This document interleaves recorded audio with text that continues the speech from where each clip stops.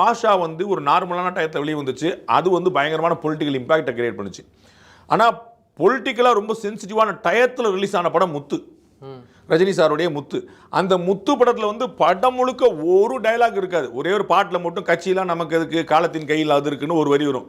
அப்புறம் வந்து ஒரு டயலாக்காக பார்த்தீங்கன்னா, ஒரு சேரில் உட்காந்த பிறகு அது என்னமோ தெரிலங்க, இதுவரைக்கும் நல்லா இருந்தேன், அந்த சேர் நாற்காலியில் உட்காந்தோன்னே ஒரு மாதிரி ஆயிடுச்சு அப்படின்னு ஒரு, இதெல்லாம் சாதாரண அவசரங்கள் தான். ஆனால் அந்த படம் ரிலீஸ் ஆன நேரத்தை வச்சுட்டு முத்து படம் மாதிரி ஒரு முழு மசாலா படத்துக்கு கூட ஒரு பொலிட்டிக்கல் கலர் கொடுக்க பார்த்தாங்க. அப்போ இந்த ரெண்டுமே பொலிட்டிக்கல் சென்சிட்டிவ். இது வந்து ப்ரொடியூசர்ஸ்னால பொலிட்டிக்கல் சென்சிட்டிவ். இன்னைக்கு வரைக்கும் திரு சிவகார்த்திகேயன் அப்படிப்பட்ட ரோலை ப்ளே பண்ணல.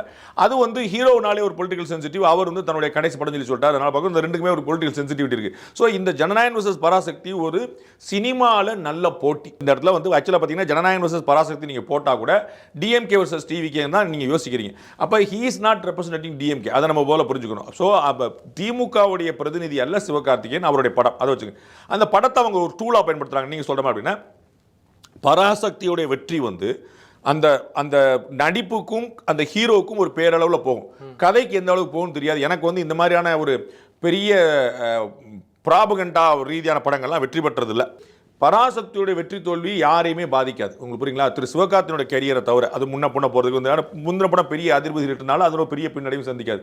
ஆனால் ஜனநாயகனுடைய வெற்றி தோல்வி வந்து பொலிட்டிக்கலாக ஒரு கிரியேட் பண்ணி பேசப்படும், ஊடகங்களால் பேசப்படும். ஸோ இந்த படத்தை வந்து கொஞ்சம் கவனமாக கையாளுவாங்க, அவங்க வந்து சரியாக கொண்டு வந்து சேர்ப்பாங்கன்னு நினைக்கிறேன். பட் இந்த ரெண்டுக்கும் டைரக்டான போட்டியான இந்த ரெண்டுக்கு பின்னாடி இருக்கிறது தான் போட்டி. இந்த படத்துக்கான போட்டி இல்லை, படத்துக்கு பின்னாடி இருக்கக்கூடிய பாலிடிக்ஸ் அதுதான் போட்டி. அதில் வந்து திரு விஜய் அவர்கள் வெல்வார்னு நான் நினைக்கிறேன். எனக்கு தோணுது அந்த அந்த பட ரீதியாக